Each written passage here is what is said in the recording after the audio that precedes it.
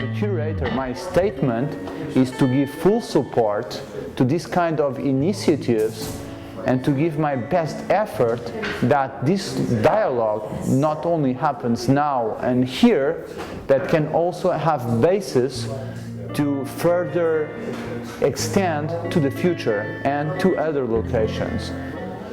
This started as an idea, it continued as a dialogue, but when we got to the production, we saw the need, the concerns, and the motivation and the attitude of the artists. And this is where I see their struggle.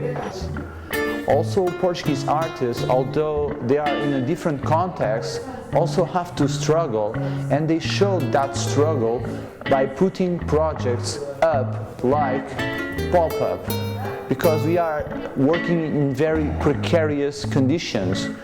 The lack of production help, it's not because the lack of commitment from the participants, but it's also a sign of that the world that we are living in doesn't provide the conditions that we were hoping for, or that we desired, or even, and most interesting, that we deserved. We as artists or curators or any agent involved in the art world should be recognized by the effort and by the work.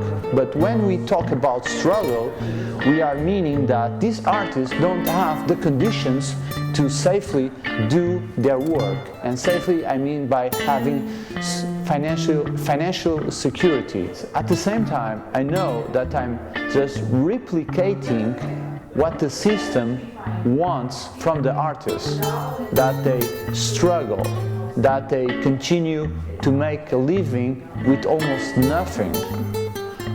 The big institutions have the financial means to support artists, but artists usually will do things for free if needed. Curators, as mediators between institutions and artists, are also responsible for the enduring of this situation. So for me, this project also opened an internal discussion. So should I do this kind of work? It's not, they don't criticize the precariousness of the environment. It's not the most important thing for them. The most important thing for them is to see how in a context on the environment that they work, how can they are able to produce art.